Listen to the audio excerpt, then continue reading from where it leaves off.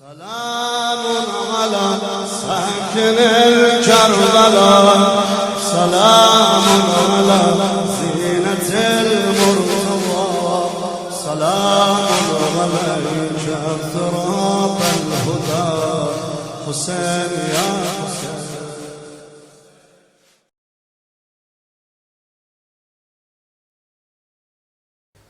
اعوذ باللہ من الشیطان الرجیم بسم اللہ الرحمن الرحیم الحمد للہ الذی هدانا لهذا وما كنا لنهتدي لولا ان هدانا الله لقد جاءت رسول ربنا بالحق والصلاة والسلام والتحیة والإکرام ومولانا مولا الثقلین جد الحسن والحسین بالقاسم محمد وعلى آل بيته الطيبين الطاهرين المعصومين المظلومين ولعنة الله على أعدائهم أجمعين. أما بعد فقد قال الله تعالى في كتابه الحكيم بسم الله الرحمن الرحيم بسم الله الرحمن الرحيم إن الله لا يغير ما بقوم حتى يغيروا ما بأنفسهم. عزیزان محترم، آج محرم کی پہلی تاریخ ہے اور آپ کے سامنے آنے کا شرف حاصل ہوا ہے. محرم کی پہلی تاریخ اور یہ محرم جو اس وبا کے عالم میں یا اس محرم میں جو وبا ہمیں گھیرے ہوئے ہے اور ہم اس وبا کے گھیرے میں ہیں، آغاز ہو چکا ہے اس محرم کا، لیکن یہ محرم پہلے جیسے محرم کی طرح نہیں ہے. یعنی کیا؟ پہلے جیسے محرم کی طرح یعنی جیسے ہم پہلے بالکل آزادی کے ساتھ محرم مناتے تھے، امام پہ گریا کرتے تھے، جلوس نکالتے تھے، ایام عزا میں جو مجلسیں کرتے تھے اور جتنے بھی پروگرام ہمارے ہوتے تھے ہم وہ بالکل کھلے طریقے سے انجام دیتے تھے. لیکن یہ محرم وبا کے عالم میں ہماری مجلسوں پہ پابندی ہے، ہمارے جلوس پہ پابندی ہے. یعنی تمام وہ چیز جو ہم پچھلے محرم میں کر رہے تھے یا پچھلے سے پہلے جتنے محرم میں کر رہے تھے، اس سال وہ ہمیں نصیب نہیں ہوگا. اور ہمیں کرنا بھی یہی ہے کہ جیسا قانون ہے اس قانون پہ عمل بھی کرنا ہے اور لوگوں تک امام حسین کا پیغام بھی پہنچانا ہے.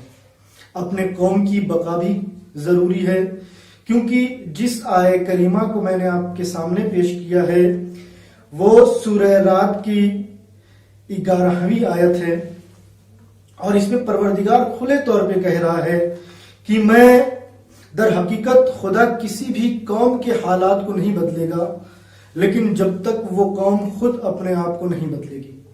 یعنی پروردگار ہمیں ایک درس دے رہا ہے، ایک سبق دے رہا ہے کہ ہمیں اپنے آپ کو بدلنا ہے، اپنی قوم کو بدلنا ہے. اور یہ ایام عزا جو ہے، جو شروع ہوا ہے، اس حالت میں ہمیں اپنے آپ میں چینجنگ لانی ہے، اپنے آپ میں بدلاؤ لانا ہے. وہ اس لیے کہ پروردگار چاہتا ہے کہ ہمیں تبدیلی آئے، اور اس سال جو تبدیلی آنی ہے وہ تبدیلی یہ ہے کہ ہمیں اپنے ساتھ ساتھ دوسروں کی بھی حفاظت کرنی ہے. اور یہ وبا جو کرونا وائرس ایک ایسی وبا ہے کہ ایک دوسروں کے ساتھ رہنے سے، ایک دوسروں کے پاس بیٹھنے سے یہ منتقل ہوتا ہے. تو لہٰذا ہمیں اس طریقے سے اسلام میں چینجنگ لانی ہے کہ ہم لوگوں سے دور بھی رہیں اور امام حسین کا پیغام بھی لوگوں تک پہنچاتے رہیں اور پروردگار کے کہے پہ عمل بھی کرتے رہیں، اپنی قوم میں تبدیلی بھی لاتے رہیں. یہ صحیح موقع ہے جو ہم پروردگار عالم کے کہے ہوئے قول کو لوگوں تک پہنچائیں اور قوم میں تبدیلی لائیں. پروردگار کہہ رہا ہے کہ میں اس قوم کی حالات کو اس وقت تک نہیں بدلتا جب تک وہ قوم خود نہیں چاہتی. آج ہم اس عالم میں ہیں کہ نہ ہم مجلس عزا برپا کر سکتے ہیں، نہ ماتم کر سکتے ہیں، نہ جلوس نکال سکتے ہیں، لیکن یہ ضرور کر سکتے ہیں کہ اس فرش عزا کو ہمیشہ کے لیے قائم رکھ سکتے ہیں، اور قائم رکھ کے لوگوں تک یہ پیغام پہنچا سکتے ہیں اور لوگوں کو یہ بتا سکتے ہیں کہ ہم اس وبا کے عالم میں بھی امام حسین کا پیغام پہنچا کے رہیں گے۔ اور امام حسین کا پیغام کیا تھا؟ امام حسین کی شہادت جو تھی وہ یوں ہی نہیں تھی۔ امام حسین نے جو شہادت دی تھی، جو قربانی پیش کی تھی، وہ کسی مقصد کے تحت تھی۔ وہ مقصد کیا ہے امام حسین کا؟ امام حسین جب مدینے سے چلے تھے تو امام حسین نے ایک ہی جملہ کہا تھا کہ میں اپنے نانا کی امت کی اصلاح کے لیے جا رہا ہوں۔ جگہ جگہ پہ میرے مولا نے یہ جملہ بیان کیا ہے کہ میں اپنے نانا کی امت کی اصلاح کے لیے جا رہا ہوں، میں امر بالمعروف کے لیے جا رہا ہوں، میں نہی عن المنکر کے لیے جا رہا ہوں۔ یعنی امام حسین ہمیں بتانا چاہتے ہیں کہ ہم اپنے اندر بدلاؤ لائیں، ہم اپنی قوم کو بدلیں، ہم خود کو بدلیں، ہم اپنی قوم کو بدلیں، ہم شیعت کو بدلیں، اور شیعت میں جتنے بھی فاسد چیزیں ہیں ان فاسد چیزوں کو درکنار کریں اور اپنے اندر تبدیلی لائیں۔ امام حسین کا مقصد یہی تھا۔ امام حسین نے جو قربانی پیش کی تھی اس کا مقصد یہی تھا کہ امام حسین چاہتے تھے کہ قوم میں تبدیلی آئے، قوم میں بدلاؤ آئے۔ امام حسین کا جو مقصد تھا وہ یہ تھا۔ امام حسین کو ایسے ہی شہید نہیں کیا گیا۔ امام حسین دنیا کو یہ بتانا چاہتے تھے کہ اگر میں نکلا ہوں تو اپنے نانا کی امت کی اصلاح کے لیے نکلا ہوں، امر بالمعروف کے لیے نکلا ہوں۔ امام حسین یہ ہمیں بتا رہے ہیں۔ آج یہ وہ زمانہ ہے کہ ہم اس طریقے سے، یعنی جس کو کہا جائے کہ آن لائن، یعنی سوشل میڈیا کے ذریعے ہم اس بدلاؤ میں اضافہ کر سکتے ہیں۔ ہم دنیا تک یہ پیغام پہنچا سکتے ہیں کہ امام حسین کا غم جو ہے اس کو باقی رکھنے کے لیے پروردگار نے اس غم کو باقی رکھنے کے لیے پروردگار نے ضمانت لی ہے۔ پروردگار نے قرآن مجید میں کہا ہے کہ تم میرے ذکر کو یاد رکھو، میں تمہارے ذکر کو یاد رکھوں گا، تم مجھے باقی رکھو، میں تمہیں کبھی مٹنے نہیں دوں گا۔ قومیں آئی، ساری کی ساری قومیں مٹ گئی، نمرود کی حکومت تباہ ہو گئی، فرعون تباہ ہو گیا، یزید اور شداد جیسے حکمران مٹ گئے، صدام جیسی حکمرانی ختم ہو گئی، امام حسین کے روضوں کو پامال کیا گیا، عسکرین کے مزار کو گرایا گیا، لیکن آج بھی امام حسین کا غم باقی ہے اور وہ مزار آج بھی باقی ہے۔ اور دنیا یہ دیکھ رہی ہے کہ جب کربلا میں چہلم کا موقع آتا ہے تو جو ہجوم ہوتا ہے یہ ہمیں درس دے رہا ہے کہ پروردگار نے جو وعدہ کیا ہے کہ تم میرے ذکر کو باقی رکھو، میں تمہارے ذکر کو باقی رکھوں گا، یہ پروردگار نے ہمیں باقی رکھا ہے، اور پروردگار نے عزاداری امام حسین کو باقی رکھا ہے۔ یہ ہم نے اور آپ نے امام حسین کی عزاداری کو باقی نہیں رکھا ہے۔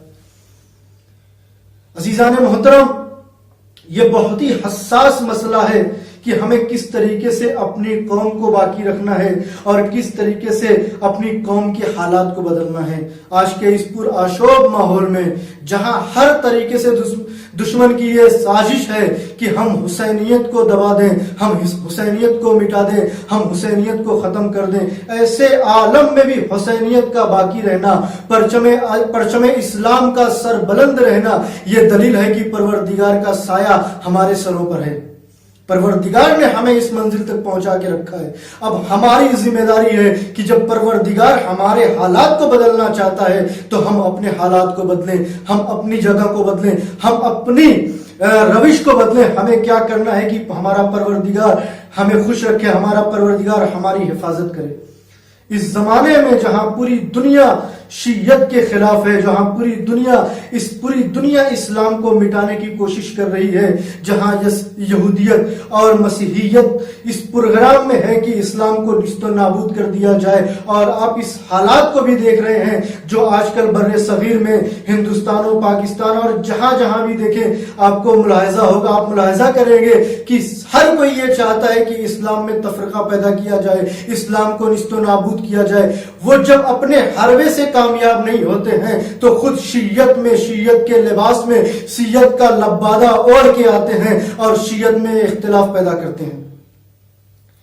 کہیں یہ اختلاف پیدا کرتے ہیں کہ فلاں ذاکر نے یہ پڑھ دیا، فلاں ذاکر نے یہ پڑھ دیا، فلاں ناوے خان نے یہ بیان کر دیا، تو اس طریقے سے ہمیں ٹارگیٹ کیا جا رہا ہے کہ ہم آپس میں اختلاف پیدا کریں اور اسلام پہ ایک کراری ضرب لگے.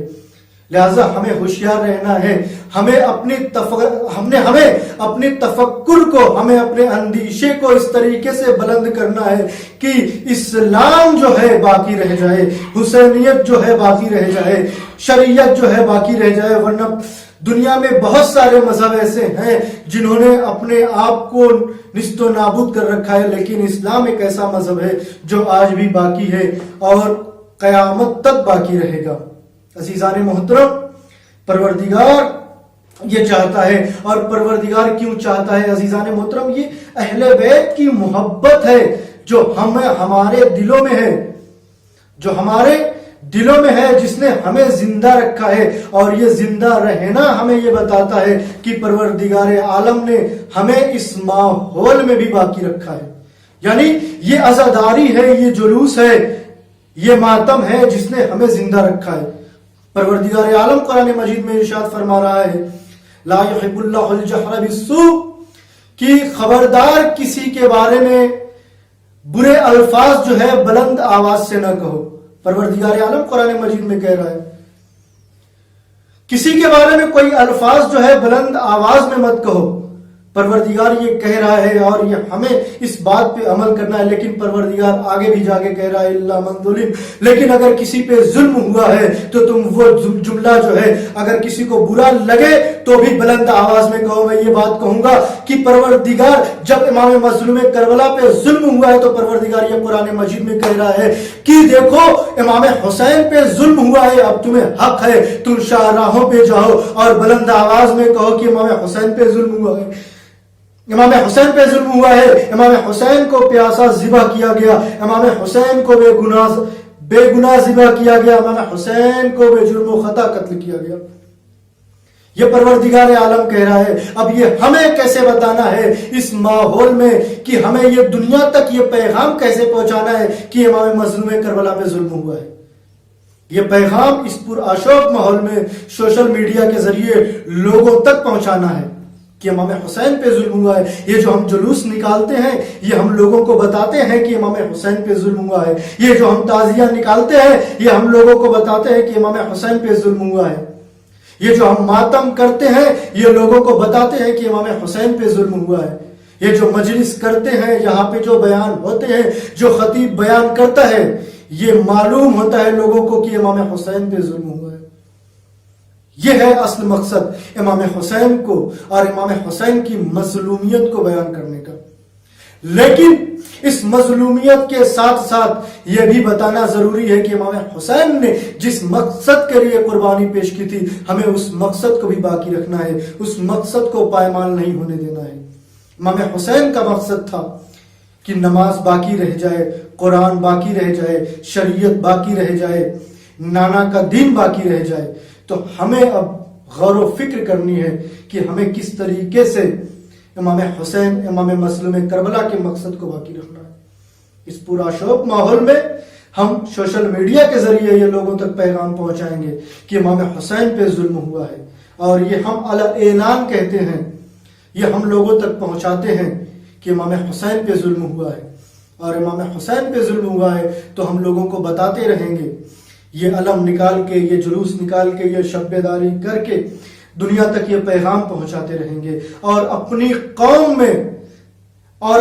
قوم میں یہ جذبہ پیدا کرتے رہیں گے کہ پروردگار ہماری قوم میں تبدیلی آ رہی ہے اور ہمارے حالات کو پروردگار ہمارے حالات کو بدلے گا. پروردگار عالم ہماری مدد کرے گا اس حالات کو بدلنے کے لیے اور مقصد امام حسین کی بقا کے لیے. لہٰذا سب سے پہلے ہمیں اپنے آپ کو بدلنا ہے، اپنے حالات کو بدلنا ہے، اپنی قوم کو بدلنا ہے اور ایسے بیانات پیش کرنے ہیں دنیا کے سامنے کہ دنیا دنگ رہ جائے اور اسلام باقی رہ جائے، شریعت باقی رہ جائے، قرآن باقی رہ جائے. عزیزان محترم، یہ امام حسین کا مقصد ایسے ہی نہیں تھا. امام حسین کا قتل ہونا بے جرم و خطا ایسے ہی نہیں تھا.